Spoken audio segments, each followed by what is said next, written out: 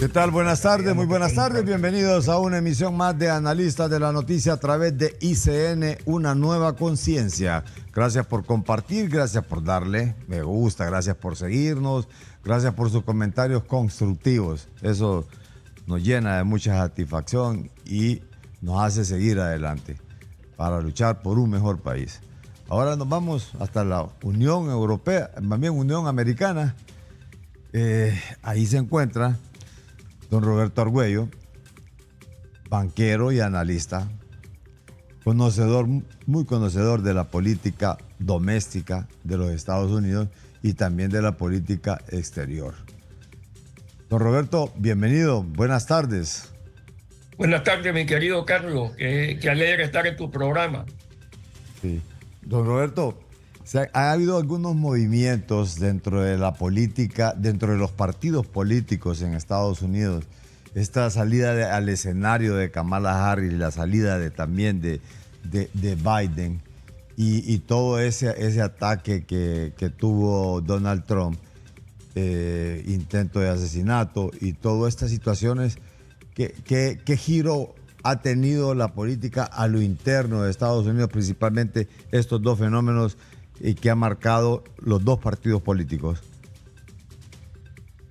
Vamos a partir de la base del debate.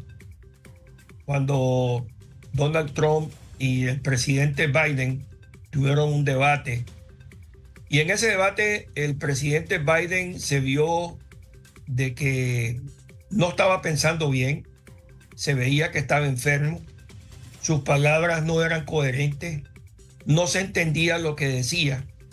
Y Donald Trump fue muy claro en sus ataques.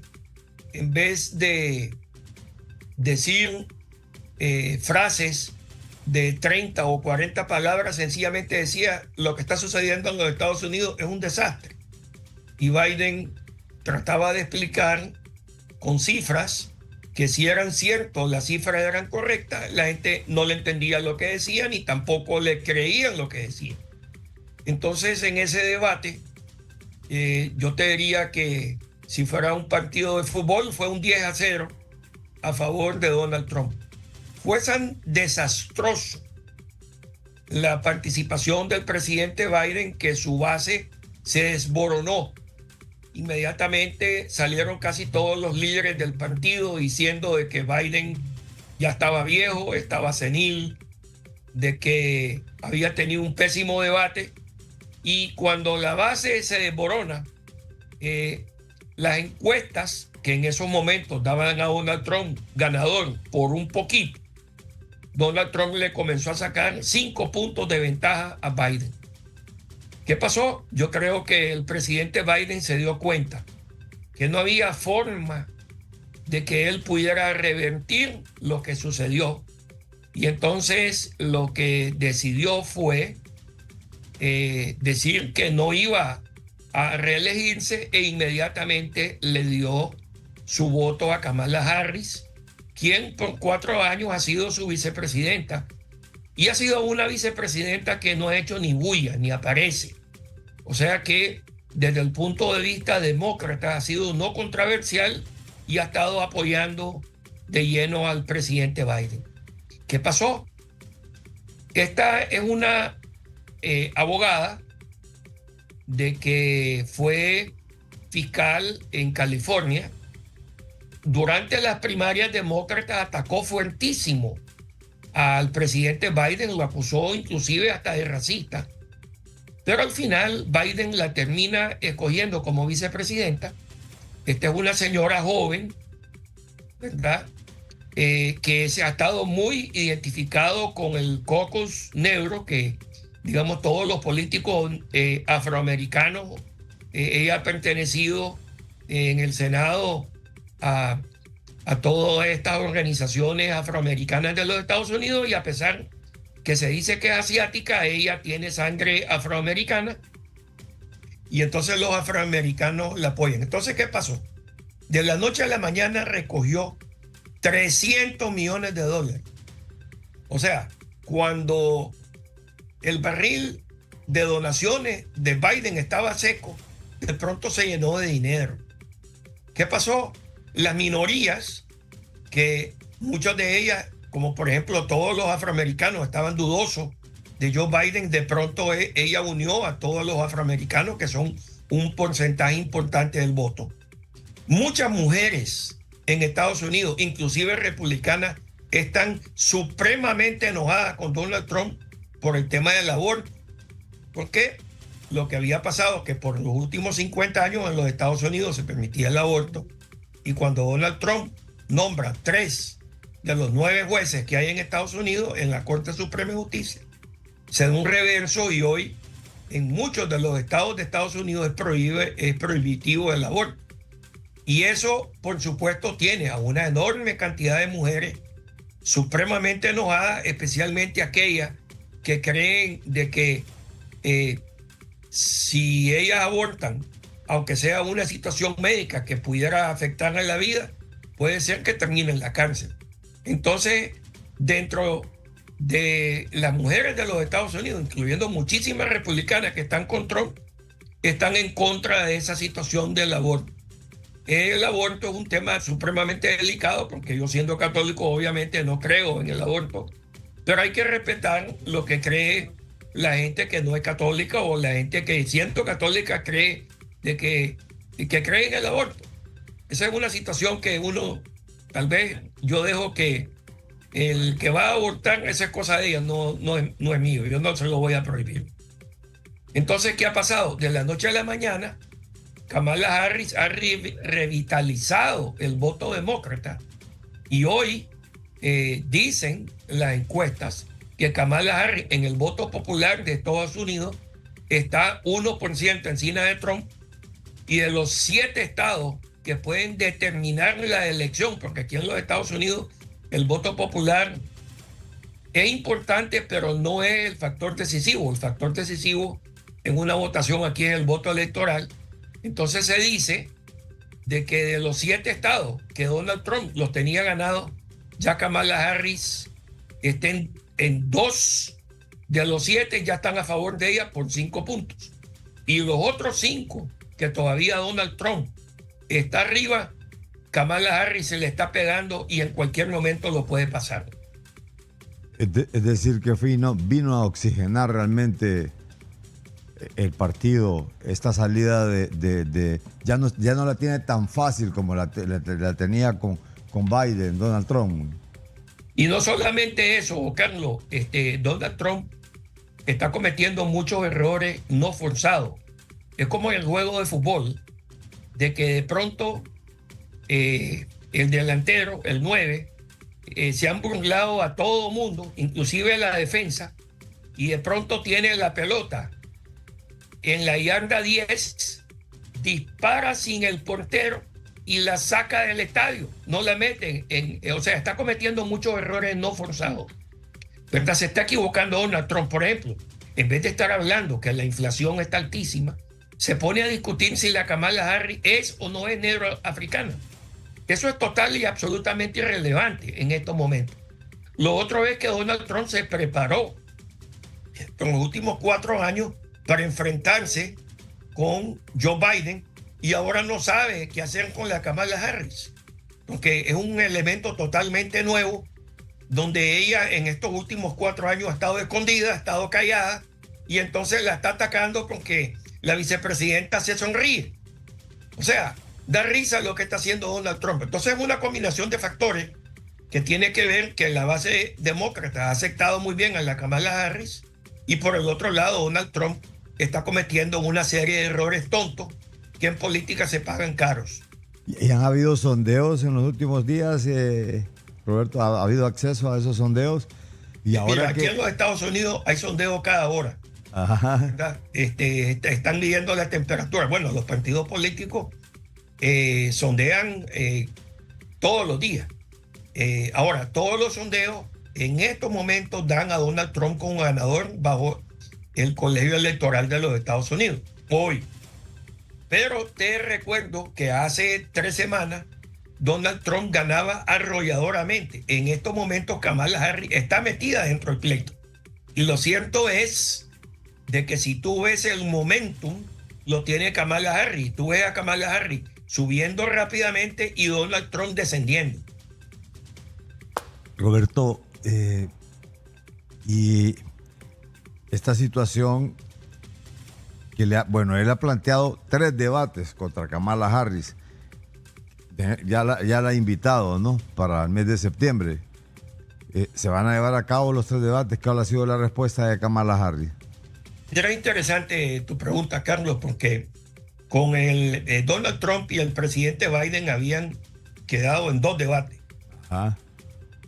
El primer debate fue bien interesante porque los dos se pusieron de acuerdo de que para evitar que hubiera un pleito de perros, que fue lo que hubo en los últimos debates que tuvieron estos 2 personajes hace 4 años, entonces quien tuviera el debate iba a tener, digamos, las personas que van a estar conduciendo el debate, una vez que terminaba de hablar Biden o Trump, le apagaban el micrófono, ¿verdad?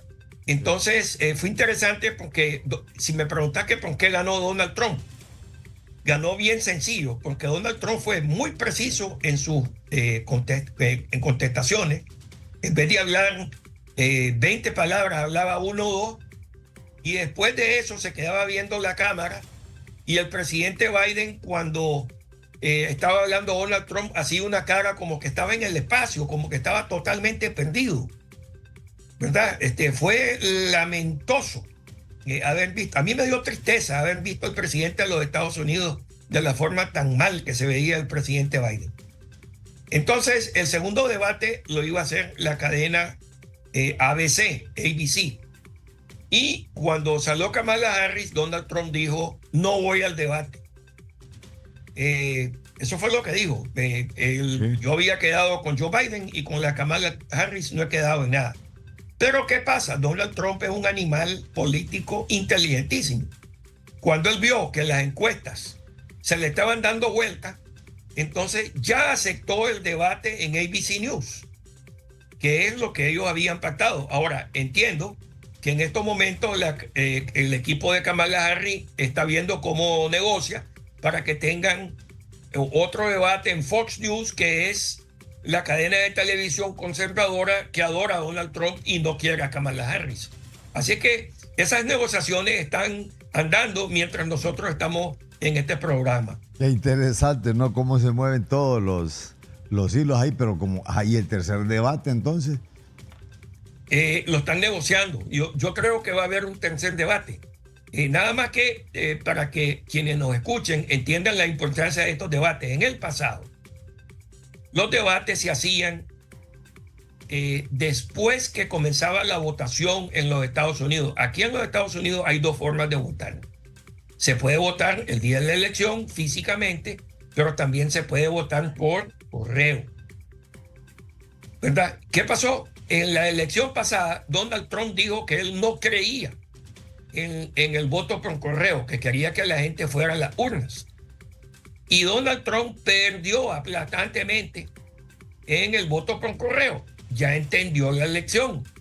Entendió la elección desde el punto de vista de que sabe que el voto por correo es muy importante en Estados Unidos. Por ejemplo, las Fuerzas Armadas de los Estados Unidos, que son 3 millones de personas que están sirviendo, ellos no pueden ir a votar. Tienen que votar a través del correo, ¿verdad? Y entonces los debates los movieron para que se hagan antes de que comience la votación por correo. O sea que estos debates son los debates más trascendentales que hay en la historia política de Estados Unidos, porque van a ser debates antes de que la gente comience a votar por correo. Sí. Ahora bien, estos debates sí son interesantes porque de repente pierden hasta los estribos cualquiera de los candidatos ahí, quedan muy mal. En el caso de Biden, pues se vio pues realmente muy mal, pero también se podría descontrolar Donald Trump en algún momento contra Kamala Harris, ¿no cree? Mira, te cuento algo. La gente que está con Donald Trump, como dijo él hace 8 años, yo puedo matar a alguien en Nueva York y a mí no me pasa nada. La gente que es trumpista son trumpistas a morir. Se equivoque o no se equivoque Donald Trump, no pasa nada. La gente que cree en contra de Donald Trump y que están a favor de los demócratas, no importa lo que haga Kamala Harris, ellos van a votar por Kamala Harris. ¿Y la gente Pero hay un independiente? 7 a 5% del voto. Por ejemplo, yo soy un indeciso y eso sí, que soy republicano. Entonces, esos debates son claves para la gente que está indecisa, que todavía no ha tomado una decisión por quién votar. Sí. ¿Qué se avisora en el panorama en cuanto a los ganes? Donald Trump ha dicho, bueno, el Triángulo Norte, o sea, se le ha dado mucho dinero, están en deuda con nosotros, vamos a parar esto. Igual que ha mencionado algunas promesas de campaña de concluir el muro, de tener todo esto, pero ¿qué se avisora para Centroamérica? El gane de Donald Trump o el gane de Kamala Harris. ¿Crees que hay algún cambio cuando ha ido en la geopolítica? Parece que ha ido alcanzando, ha agarrado mucho terreno Rusia y China en esta parte de América del Sur, ¿verdad? Principalmente, y Centroamérica, doctor Argüello. Mira, Carlos, ambos, Donald Trump como Joe Biden, han tenido olvidado a Latinoamérica, totalmente olvidado. En el caso específico de Trump, cuando fue presidente, lo único que él hizo en los países de nosotros de Centroamérica fue ver cómo tenía ciertas alianzas con los gobiernos de turno para evitar que la gente siguiera viniéndose hacia Estados Unidos. Donald Trump sí fue muy efectivo en frenar la migración ilegal. Cuando subió Joe Biden hace 3 años y medio, todo lo que Donald Trump hizo, Joe Biden lo hizo a reversa. Y Joe Biden nombró a la vicepresidenta Harris como el SAR para Centroamérica, para ver cómo Centroamérica podía desarrollarse económicamente y políticamente, evitando así la enorme cantidad de personas de que se van de nuestros países hacia los Estados Unidos en busca de un nuevo y mejor porvenir. ¿Qué pasa? Hay gente que dice que la vicepresidenta Harris fue exitosa, que ciertos de los programas están funcionando, pero lo cierto es que el flujo de migrantes aumentó considerablemente. Y se dice también, y los republicanos lo enfatizan todos los días, que los programas de Kamala Harris hacia nuestros países fueron un desastre. Yo creo que hay una combinación de las dos cosas. Yo creo que ella fue exitosa, pero por el otro lado no pudo contener muchas cosas, y no relacionadas a ella, sino que creo que la administración Biden mantuvo una política de puertas abiertas con el tema de la frontera, donde se coló un montón de gente que no se debiera haber colado.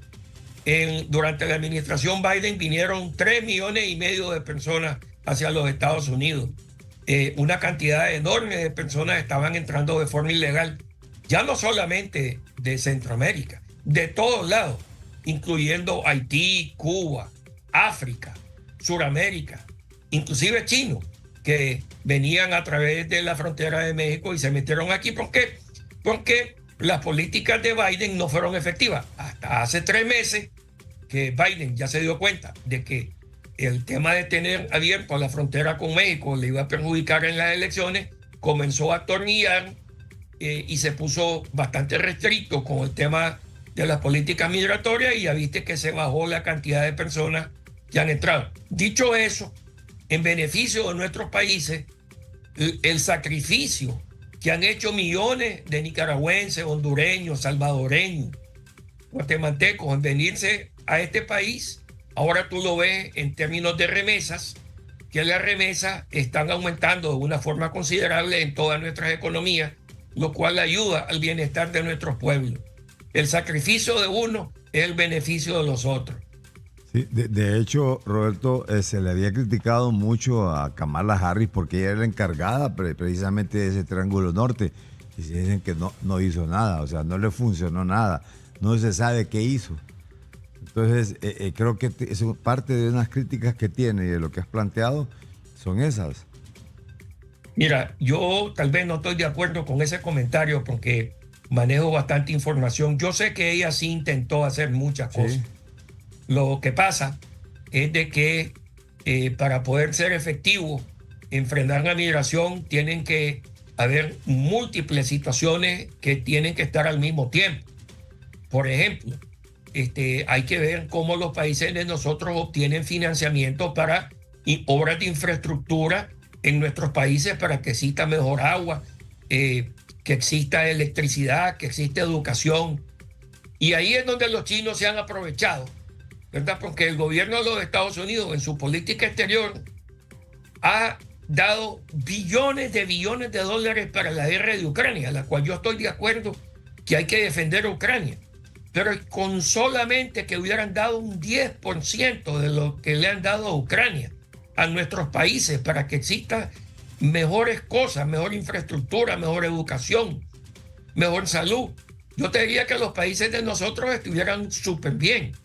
Y ahí es donde viene el comentario mío que te digo de que los Estados Unidos ha fallado, no solamente la administración Biden, sino Trump. Y por eso Obama y también el mismo presidente Bush, con quien yo tengo una amistad, que creo de que se han olvidado bastante de Latinoamérica. Pero ahora como que al parecer como que hay una tendencia de querer recuperar Latinoamérica, porque incluso han dicho aquí y ha trascendido de los propios Estados Unidos que si Honduras está tomando valores que no son democráticos, ha estado pensando incluso hasta en suspender ayuda humanitaria. Y esto no solamente lo hace a Honduras, sino que lo ha hecho al resto de países. ¿Crees que pueda recuperar el área latinoamericana, centroamericana, Estados Unidos? Aparte que la presencia de chinos y soviéticos realmente es muy fuerte en el área, Roberto. No, definitivamente que sí, Carlos, y te quiero decir que la política exterior de todo país es conducida por personas. Y la política exterior de los Estados Unidos es conducida también por personas. En este caso, Estados Unidos, esta última administración ha enviado excelentes embajadores hacia nuestros países. Por ejemplo, la embajadora Dogu es una embajadora que tiene un tremendo respeto en Washington y es considerada como una de las mejores embajadoras de los Estados Unidos en todo el mundo. En Guatemala enviaron un embajador de primera. En Panamá, la embajadora María del Carmen Aponte es una señora de Grandes Ligas, que fue inclusive casi asistente de secretaria de Estado para temas latinoamericanos. Entonces, yo he estado notando de que sí han puesto personas de primera en posiciones, porque de nada sirve que tengas un embajador que en Washington nadie lo respete. En el caso específico de la embajadora que está en tu país, la embajadora Dogu es una persona altamente respetada en el Departamento de Estado como en el Congreso y Senado de Estados Unidos. Pero aquí en Honduras Entonces, no, don Roberto. Aquí en Honduras no. Aquí en Honduras ha tenido muchos problemas y al parecer no hay un respeto hacia ella. bueno, eso a ella no le importa. Más bien yo creo que esa es una medalla, porque ella es embajadora de los Estados Unidos en Honduras. Ella representa a los Estados Unidos. Sí. Que te quede claro eso. Sí, y esa política exterior de Honduras hacia Estados Unidos y desde el mismo Centroamérica, Nicaragua, El Salvador, cuando se alejan un poco de Estados Unidos y se plegan más a China, ¿cómo la puede estar viendo Estados Unidos esto? A pesar de la gran cantidad billonaria que dices que ha mandado a estos países.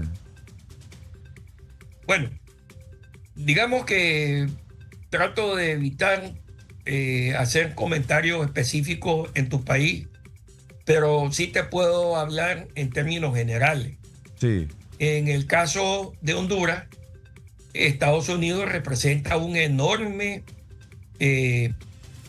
la mayoría de las exportaciones hondureñas vienen a los Estados Unidos.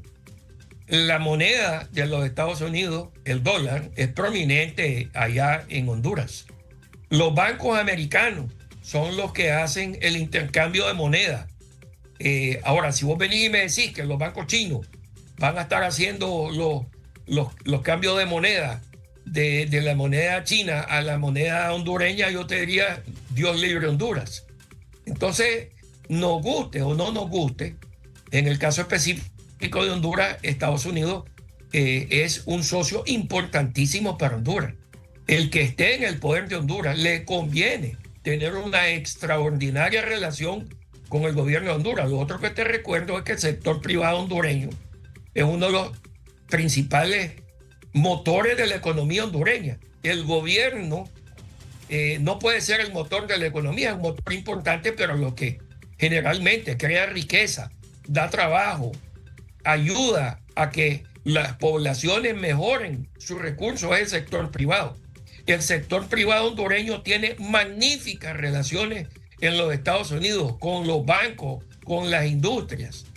Entonces, ir a buscar un pájaro que está a 100 millas, cuando tenemos miles de pajaritos que son los Estados Unidos, que los tenemos enfrente, yo cuestiono eso, especialmente cuando existen unos tremendos lazos que hay entre Honduras y los Estados Unidos. Tú vas a Honduras, aterrizas, abres los ojos y te das cuenta, parece que estás en los Estados Unidos cuando ves toda la franquicia de todas las cosas que están allá. Ahora, dicho eso, por supuesto que hay muchos bienes que se hacen en China, como refrigeradoras, cocinas, pero la mayoría de los bienes importados en Honduras son de Estados Unidos y la mayoría de las exportaciones es hacia los Estados Unidos y casi el 100% de la forma que se hacen los pagos en el mundo entre Honduras y Estados Unidos es con el dólar, no es con la moneda china. Bueno, y aparte que creo que hay un elemento importante, que son las remesas también que le generan los hondureños radicados en Estados Unidos, Roberto. Por supuesto, y esas remesas no vienen de China, vienen de los Estados Unidos y vienen algunas de ellas en gran parte de Europa también. Porque, por ejemplo, yo estuve en Madrid, bueno, te cuento, anduve caminando por Roma. ¿A quiénes me encontraba? A gente hondureña trabajando en todos lados. Estuve en Florencia. ¿A quién me encontré? A hondureños. Me quedé sorprendido de una forma muy agradable de que hay una colonia hondureña enorme en Italia. Y en España ni se diga.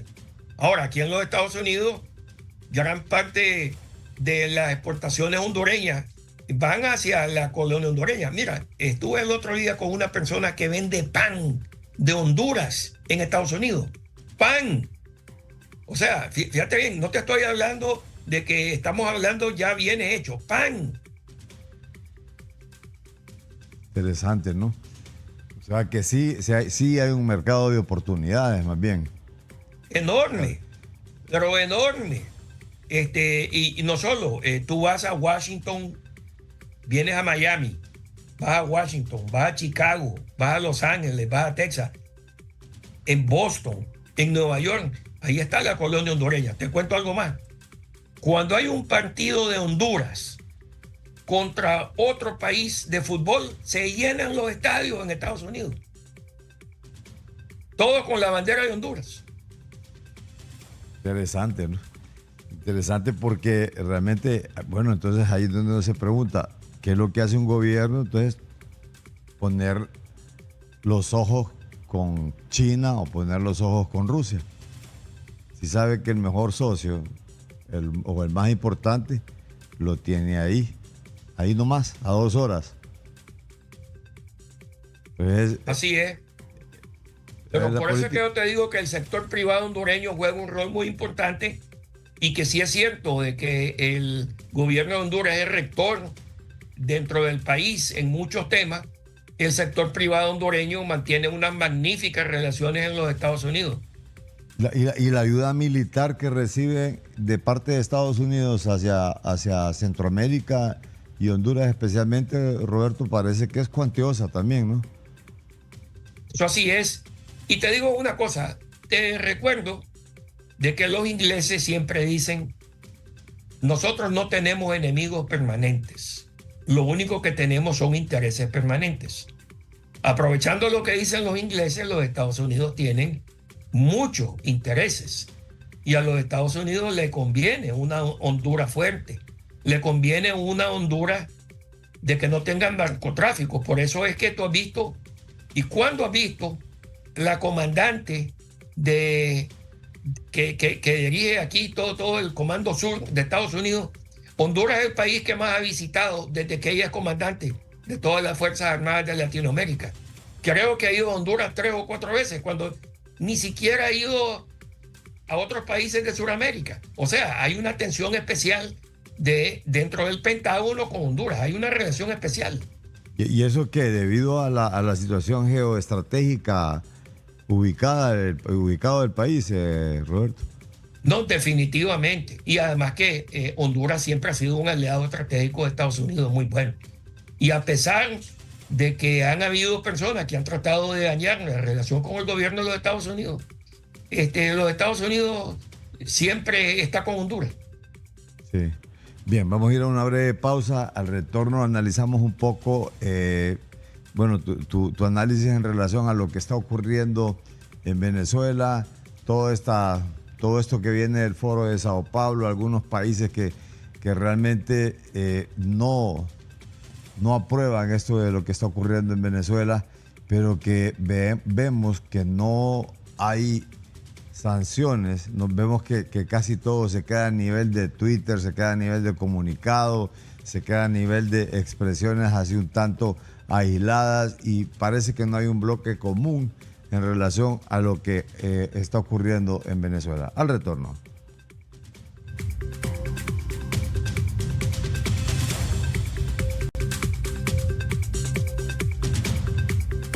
Bien, continuamos este diálogo esta tarde con el banquero, analista también, Roberto Argüello, conocedor de la política exterior,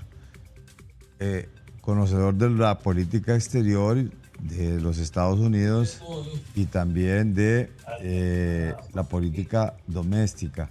Y eso precisamente nos ha dado todo un panorama en relación a lo que ocurre o lo que está ocurriendo dentro de la política norteamericana, y también de la política norteamericana hacia los países centroamericanos y hacia los países latinoamericanos, que de hecho Estados Unidos ha descuidado el área de Latinoamérica, donde se ha visto más orientado a cuestiones de ideologías diferentes que no comparten la misma ideología de los Estados Unidos. Estábamos hablando, precisamente se quedó en el tintero la interrogante de lo que está ocurriendo en Venezuela, pero también algunas posiciones que ha tomado Ignacio Lula da Silva de Brasil, que ha tomado también el presidente Petro en Colombia, que ha tomado el presidente Boric en Chile, y el resto de países de Latinoamérica y algunos países de Centroamérica,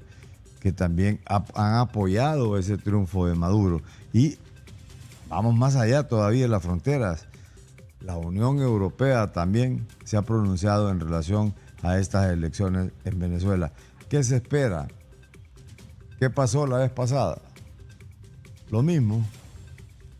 Lo mismo pasó en Nicaragua, lo mismo ha pasado en el resto de países, y al parecer se queda siempre en discursos, se queda siempre en sanciones de tipo más que todo morales, o en comunicados y todo esto, pero no hay, aunque todo el mundo diga que fue ilegal y que diga que no es lo correcto, el mismo Centro Carter está diciendo que por mientras no presenten las actas el presidente Maduro es porque ha habido fraude dentro de las elecciones.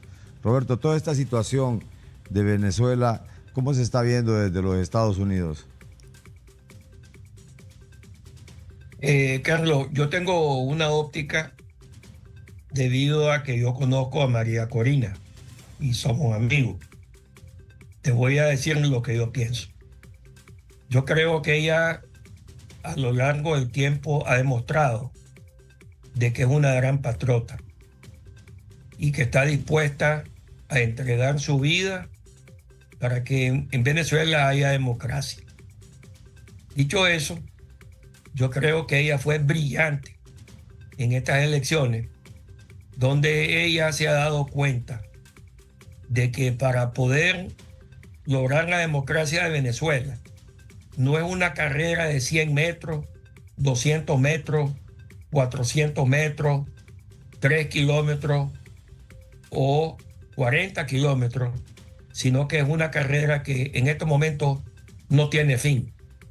Y entonces eso significa de que ella tiene que ir caminando poco a poco, arrastrando al pueblo, poquito a poco, de una forma no violenta, y de esa forma cansando al opositor, que es el gobierno de Maduro y la gente que apoyan a Maduro. Yo creo que ella sabía y estaba totalmente clara que estas elecciones no iban a ser libres, porque en los países de nosotros el que cuenta el voto es el que gana. Ella sabía de que ella tenía un 70% de aprobación, porque siempre hay un porcentaje que está con el gobierno, debido a que el gobierno venezolano tiene una enorme cantidad de personas que viven de él, y mucha gente tiene miedo que si sube a la oposición pierden sus puestos. Dicho eso, ella se preparó para un fraude electoral.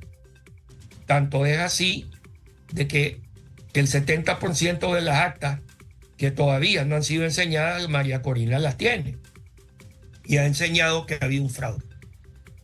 Lo otro es que esta señora ha demostrado que es valiente, a pesar que han habido amenazas para matarla, y a pesar que había escrito ella en el Wall Street de que se iba a esconder. Cuando la gente salió a la calle, ella salió con esta gente.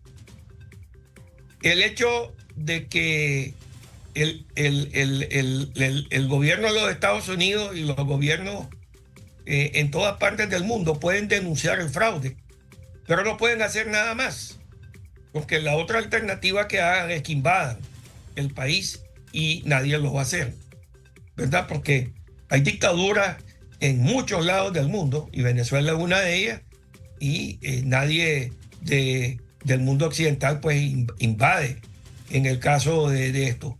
Pero lo cierto es que, como te estaba diciendo, ella, María Corina, lo que viene haciendo es cansando al oponente, cansando a la gente de Maduro y de Diosdado Cabello. Hoy también Maduro está cometiendo un montón de errores tontos. Se ha peleado con Lula, se ha peleado con Chile, que es un presidente de izquierda, se ha peleado con casi todos los gobiernos de Centroamérica, está retirando embajadores de muchos lados, ¿verdad? Entonces se está aislando. Y esto, obviamente, a corto plazo le ayuda a Maduro a mantenerse en el poder, pero a mediano y largo plazo hay un desgaste para su gobierno que eventualmente pudiera caer. ¿Cree que este es el inicio o prácticamente hacia una transición en Venezuela, cuando Maduro se ve cada vez más debilitado, o realmente esto fortalece esta dictadura en Venezuela? En Venezuela tiene que venir una transición poco a poco. No se puede hacer un cambio brusco como una revolución como la que hubo en Cuba. Esto tiene que ser poco a poco. Y María Corina está claro en eso. Si es el comienzo de algo, sí, pero ya te dije que esta no es una carrera de 100 metros, 200 metros, 400, ni siquiera de 40 kilómetros. Es una carrera que todavía no se ve el fin de ella, pero se está avanzando hacia eso. Ha habido varios intentos ya en Venezuela, pues con elecciones así, con otros candidatos, y prácticamente se ha quedado en lo mismo, Roberto. Pero esto parece que ha tenido más fuerza, porque ya se ha involucrado la presión internacional en las elecciones. No sabemos a qué negociaciones pudiese llegar Maduro si quisiese dejar el poder. No sabemos si para dónde va a agarrar, no sabemos. Hay recompensas impuestas por Estados Unidos para la captura del señor Maduro. O sea, todas estas situaciones, y ellos, claro, el apoyo que tiene de la fuerza militar es incondicional, al parecer, Roberto. Sí, yo te diría que la única diferencia es que cuando vos tomas una olla y le llenas de agua y le pones presión y comenzás a calentar, es obvio de que no es lo mismo la presión cuando tenés un minuto de estarla calentando que cuando ya lleva 2 horas. Yo creo que la presión en estos momentos es tanta de que ya el humo se esté escapando, a pesar que las válvulas están bien cerradas, porque hay demasiada presión. Lo que sucedió hace 5, 10, 15 años, ahora es diferente. Ojo, la oposición venezolana es culpable de que Maduro esté ahí. Primero, porque manejaron muy bien el país, muy mal el país, lo cual permitió que Chávez subiera al poder. Pero segundo, cuando ya Chávez estaba ahí, decidieron no ir a las elecciones. Y al no ir a las elecciones, Chávez controló todo. Ya olvidémonos de las Fuerzas Armadas, controló la Corte Suprema de Justicia, el Congreso, el Senado, la Contraloría, todo. Ahora se dieron cuenta, ¿verdad? Y ve qué inteligente lo que hizo Maduro en estas elecciones. Fueron elecciones presidenciales, pero no fueron elecciones del Congreso. Porque si hubieran sido las dos, vamos a decir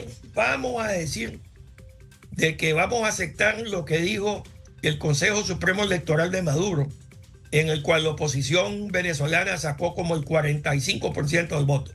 Bueno, eso le hubiera dado derecho al 45% de los miembros del Congreso, lo cual es una fuerza para poder bloquear cualquier iniciativa que tenga el chavismo democráticamente dentro de la misma Venezuela. Entonces vamos a ver qué va a pasar el próximo año que vayan elecciones del Congreso. Ya esta vez, ese 45% que si de verdad existe en la mente de Maduro, sí van a tener que honrarlo en congresistas. Es bien interesante todo esto que te decía, Carlos. Esto viene poco a poco. Bueno, por eso te decía, es parte de todo un proceso hacia la salida, que todo indica que es hacia la salida de Maduro, más bien del poder. Y yo creo que va a ser una salida negociada. Que queda una salida negociada, ¿no? Para evitar derramamiento, para evitar violencia. Maduro tiene las armas. Maduro tiene las armas y el que tiene las armas es el que manda. Eso es lo que se avisora. Y el resto de países, el hecho de que venga México, que venga Colombia, que venga Chile, que venga Brasil y que vengan el resto de países que están de esa misma ala de lo del Foro de Sao Paulo, y que vengan y que le digan, bueno, no te podemos aceptar eso hasta que muestres las actas. Eso implica también un giro, una presión fuerte, porque son simpatizantes, comparten muchos criterios, pero también ahí lo que hay es un cierto divorcio, cierta separación también hacia el apoyo hacia Maduro. Esto también debilita a Maduro en el poder, Roberto. 100% de acuerdo contigo, Carlos. Sí. ¿Y Estados Unidos, hasta dónde termina su papel ahí? Estados Unidos ha puesto toda la presión que puede, más no puede. Ha sido una presión de mantener a Venezuela aislado. Pero, ¿qué ha pasado? 8 millones de personas han salido de Venezuela, de los cuales la mitad se han venido a Estados Unidos. Ha afectado la migración. Entonces, a ver, hablemos política de Estados Unidos. ¿Cuál es el interés de Joe Biden y el Partido Demócrata con Kamala Harris? Ganar las elecciones. No que haya democracia en Venezuela. Entonces, cualquier política exterior que tome Estados Unidos en contra de los intereses de su partido es mala. Entonces, si digamos que le ponen todavía más presión a Venezuela y más sanciones, más gente viene de Venezuela a Estados Unidos, lo cual afecta la política interna de Estados Unidos. Entonces es un balance. Roberto, también hay críticas hacia las dictaduras en Nicaragua, pero también en El Salvador, que es una dictadura de derecha. ¿Cómo puede interpretarse esto? Porque el problema son las dictaduras, no importa, ya sea de izquierda o de derecha, las que le causan cierto resquemor a los propios Estados Unidos, ¿no?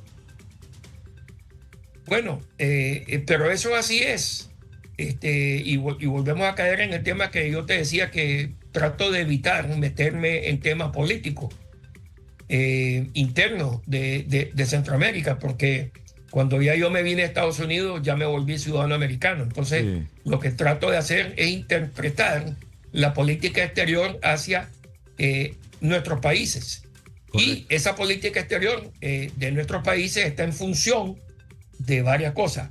Lo primero, en estos momentos, es que el partido que esté en el poder gane las próximas elecciones. ¿Qué no quiere el partido? Que vengan enormes cantidades de nicaragüenses, hondureños, salvadoreños, guatemaltecos, por decirte. Eso no lo quieren en estos momentos. Eso es un no. Eso es prohibido, porque eso le puede causar la pérdida del poder a los demócratas. Sí. ¿Qué está haciendo Donald Trump? Donald Trump está diciendo, cuando yo era presidente, yo evitaba toda esa migración. Nadie te está hablando si hay dictadores o no hay dictadores. Lo que te están hablando es el tema de la migración, lo cual es interesante. Y creo que por ahí va centrada también, va centrado el discurso de Donald Trump, ¿no? Es decir, con la política siempre antimigrante.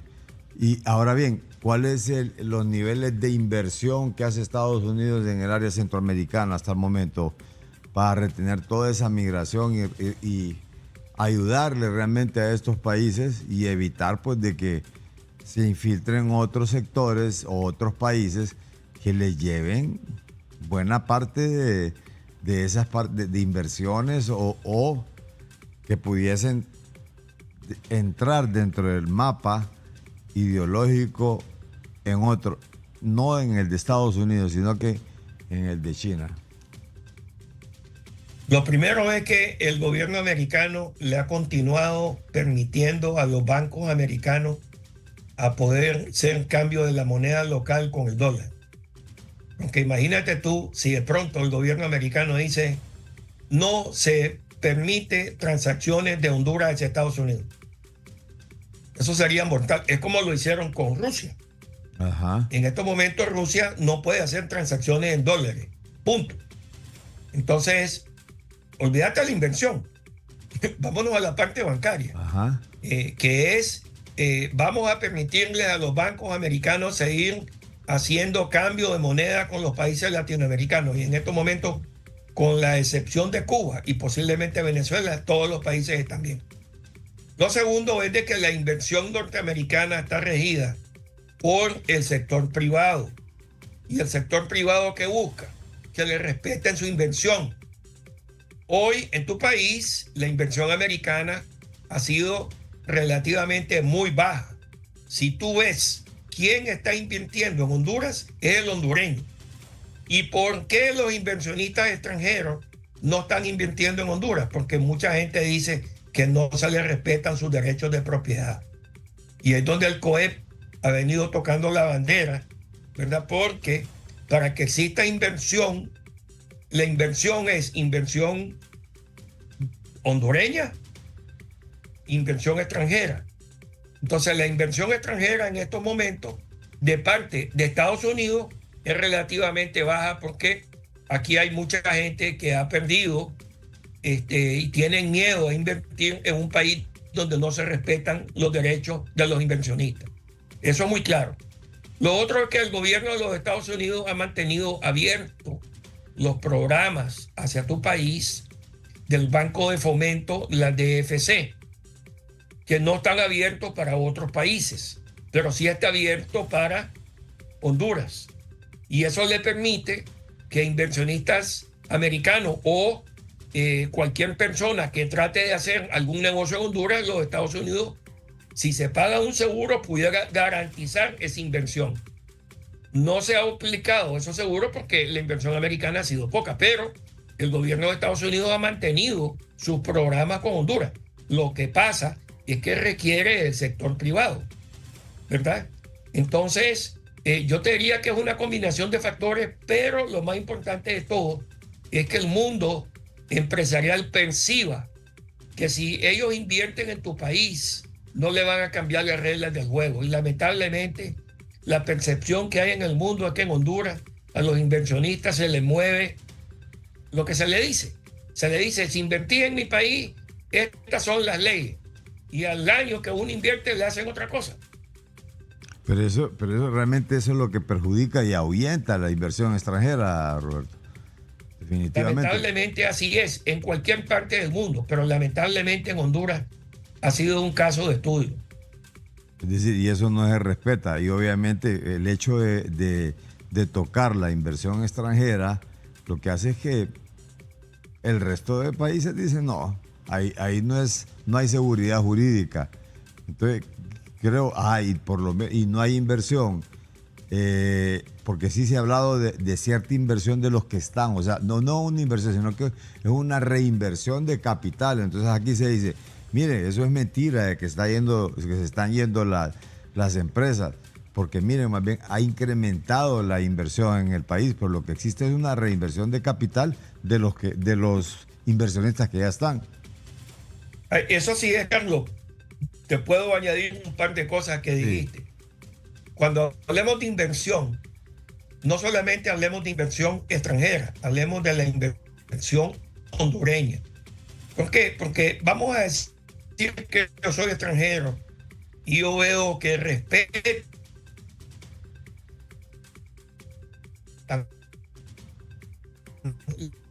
la inversión hondureña. Entonces, si respetan a los hondureños, me van a respetar a mí también, pudiera ser. Pero si no respetan a los hondureños, la inversión tiene que ser respetada hondureña como internacional. Ese es un tema. Lo otro es que está afectando a Honduras es las restricciones que están poniendo en sacar dólares del país. Aquí me vienen a ver diferentes tipos de personas para decir, es cierto que en Honduras no se puede sacar X cantidad de dólares para tal cosa. Y entonces yo no sé las medidas que ha estado tomando el Banco Central o la Junta Monetaria con el tema de restringir los dólares. Conozco gente que trata de importar bienes y no puede. No porque los bancos no tengan los dólares, sino porque las restricciones son serias para poder comprar esos bienes fuera de Honduras. Eso está afectando gravísimamente a Honduras, más de lo que la gente se imagina. Roberto, aquí también se ha dicho de que el mal uso o el mal manejo de los fondos de las reservas internacionales y que ha estado afectando también la economía y principalmente esto de la salida de dólares, la adquisición del dólar, está perjudicando seriamente a los importadores también, no solamente al que quiere invertir en otro lado, sino que al que quiere traer productos y que tiene la restricción de los dólares. Pero también se ha dicho de que hay mucho empresario que está sacando el dólar porque sencillamente le pagan mejor interés en Panamá o le pagan mejor interés en Costa Rica por los dólares. Entonces lo que hacen es que sacan esos dólares y se los llevan al exterior. Y eso, primero que todo, las personas que sacan tus dólares de Honduras, que son de ellos, no están haciendo nada malo. Están protegiendo sus intereses. Y en una economía de mercado, si aquí en Miami me pagan el 5% y en Nueva York me pagan el 7%, yo tengo la libertad de poner mi dinero en el 7%. No hay absolutamente ningún problema en que una persona que ha hecho su dinero trabajando con el sudor de su frente pueda poner el dinero donde él quiera. Ese es un tema. El segundo tema es que yo he observado que en Honduras, como te decía, la gran cantidad de edificios, casas, inversión que se está haciendo es dinero hondureño. No es dinero de afuera. Son los hondureños que están invirtiendo en su país, ¿verdad? Y luego, digamos, yo como familia, yo tengo diversificación, no solamente diversificación en industrias, pero puedo tener una diversificación geográfica. Lo otro, ¿ok? Veamos qué está pasando. Tú tienes bancos hondureños ahora que se han ido y han invertido en Nicaragua, en Costa Rica, en Panamá, en El Salvador. Tenés grupos hondureños que están en todo y a lo largo de toda Centroamérica y de toda Sudamérica. ¿Eso qué es lo que hace? Crea un enorme valor en tu país. ¿Por qué? Porque de pronto, imagínate tú, una compañía que tiene operaciones en 15 países y la sede es Tegucigalpa. Cuando la sede es Tegucigalpa trae gente súper capacitadas que se van a trabajar a su país, que ganan buenos sueldos, se crean mejores situaciones de trabajo en tu país y todo el mundo progresa.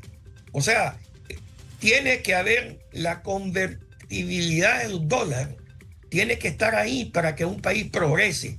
Cuando el dólar se restringe, ¿qué pasa?